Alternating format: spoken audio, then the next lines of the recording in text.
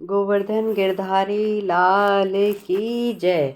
आइए आज हम अन्नकूट यानी गोवर्धन पूजा के कथा के बारे में जानकारी लेते हैं और कथा श्रवण करते हैं। कार्तिक शुक्ल प्रतिपदा को दिवाली से अगले दिन यह उत्सव मनाया जाता है। इस उत्सव का वर्तमान रूप द्वापर युग में भगवान श्री कृष्ण के अवतार के पश्चात से प्रारंभ हुआ है, किंतु इसका उल्लेख इससे पूर्व वेदों में भी पाया जाता है, इसलिए इसे वैदिक महोत्सव भी कहा जाता है। इसके संबंध में हम एक प्रचलित कथा है उसके बारे में श्रवण करते हैं। एक बार एक महर्षि ने अन्य ऋषियों से कहा कि कार्तिक मास के शुक्ल पक्ष की प्रतिपदा को अन्नकूट और गोवर्धन की पूजा करके भगवान श्री विष्णु को प्रसन्न करना चाहिए। ऋषियों ने पूछा कि भगवान, ये गोवर्धन कैसा है और इसकी पूजा का क्या महत्व है, सो कृपा करके बताइए। महर्षि बोले, एक बार भगवान श्री कृष्ण अपने सखाओं ग्वाल बालों के साथ गाय चराते हुए गोवर्धन की तराई में पहुंचे। वहां पर सब गोपों ने अपनी अपनी पोटली खास खोल खोल कर रोटियां खाईं। इसके बाद उन्होंने वन में से नाना प्रकार के फल फूल और लता संग्रह करके एक मंडप बनाना चाहा। श्री कृष्ण ने इसका कारण पूछा तो उन्होंने बताया, आज घर घर में भारी उत्सव होगा, क्योंकि आज वृतासुर को मारने वाले महाप्रकर्मी मेघों और देवताओं के स्वामी इंद्र की पूजा होगी। उनकी प्रसन्नता से ही ब्रज में वर्षा होती है, जिससे अन्न उत्पन्न होकर ब्रजवासियों का भरण पोषण होता है। इस पर भगवान कृष्ण ने कहा, देव पूजा करनी तो ठीक है, किंतु यदि देवता प्रत्यक्ष आकर भोजन करें तो तुम्हें यह उत्सव अवश्य मनाना चाहिए। गोपों ने श्री कृष्ण के ऐसे ऐसे वचन सुनकर बड़े दुखी मन से कहा, आपको 33 कोटि देवताओं के अधिपति महाराजा इंद्र की इस प्रकार निंदा नहीं करनी चाहिए। यह मेघमंडल के स्वामी महाराज इंद्र का यज्ञ है, जो लोग श्रद्धा पूर्वक इंद्र यज्ञ को करते हैं। उनके देश में अतिवृष्टि या अनावृष्टि ना होकर प्रजा सुख भोगती है। आप भी आदर पूर्वक यह यज्ञ कीजिए। श्री भगवान कृष्ण ने हंसकर कहा, अरे भाई, तुम कैसे मूर्ख हो। भला इंद्र में क्या शक्ति है जो वह पानी बरसा दे और हमारी सहायता करे। इससे अधिक शक्तिशाली तो गोवर्धन है, जो सुभिक्ष और वर्षा का कारण है। हम लोगों का प्रत्यक्ष हित करता भी यही है, और इंद्र से भी बलवान जानकर इसी की पूजा करना मैं उचित समझता हूँ। श्री कृष्ण को यह बात ग्वालों को जच गई और उन्होंने अपने अपने घर जाकर गोवर्धन पूजा का प्रकार किया। तब नंद जी और गोप वालों की एक सभा बुलाई गई।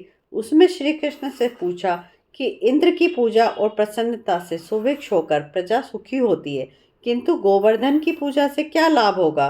उत्तर में श्री कृष्ण ने गोवर्धन पर्वत की प्रशंसा की और उसकी उपयोगिता बताकर कहा कि हम लोग गोप हैं और हमारी आजीविका का विशेष संबंध भी गोवर्धन पर्वत से ही है, इसलिए मेरी राय में गोवर्धन की पूजा करना उचित है। श्री कृष्ण की समस्त बातों से ब्रजवासी सहमत हो गए और वो अपने अपने घरों में बने हुए पकवान आदि लेकर गोवर्धन की तराई में पहुंच गए और भगवान श्री कृष्ण की बताई हुई विधि से गोवर्धन पर्वत की पूजा करने लगे। भगवान श्री कृष्ण ने दैविक रूप से पर्वत में प्रवेश किया। तब गिरिराज ने ब्रजवासियों द्वारा अर्पण किए हुए सब पदार्थों को उन्होंने ग्रहण किया और सबको आशीर्वाद भी दिया। गोपगण अपना यज्ञ सफल हुआ समझकर बहुत प्रसन्न हुए। तभी नारद मुनि इंद्र महोत्सव देखने की इच्छा से ब्रज में आ पहुँचे। उनके पूछने पर ब्रजवासियों ने बताया कि इस वर्ष भगवान श्री कृष्ण की आज्ञा से इंद्रोज उत्सव स्थगित होकर गोवर्धन पर्वत की पूजा की गई है।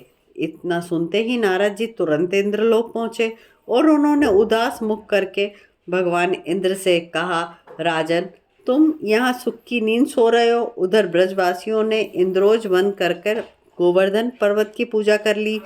आज की यज्ञादि से भी उनका भाग हो गया, किंतु क्या आश्चर्य है कि वे थोड़े दिनों में कृष्ण की प्रेरणा से तुम्हारे राज्य पर चढ़ाई कर कर इंद्रासन भी हथिया लें। इतना कहकर नारद जी भी चले गए, किंतु इंद्र को यह बात बहुत बुरी लगी।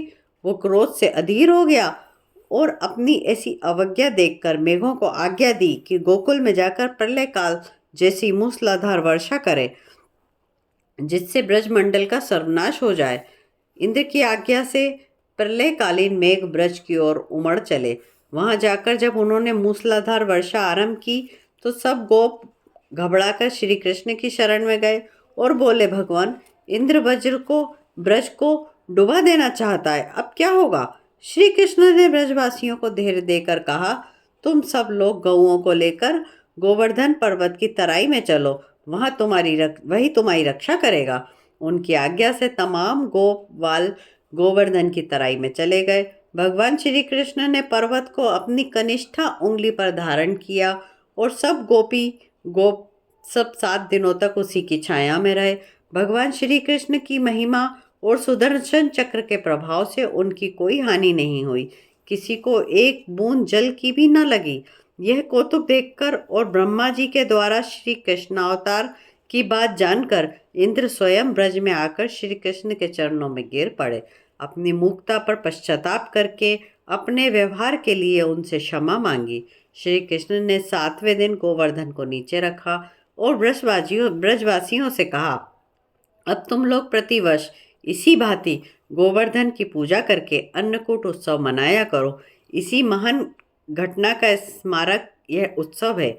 यह उत्सव भारत में प्रायः सभी जगह मनाया जाता है और ब्रज में तो बहुत धूमधाम से मनाया जाता है। बोलिए गोवर्धन नाथ की जय, गोवर्धन बिहारी की जय, भगवान श्री कृष्ण की जय। जय जय श्री राधे।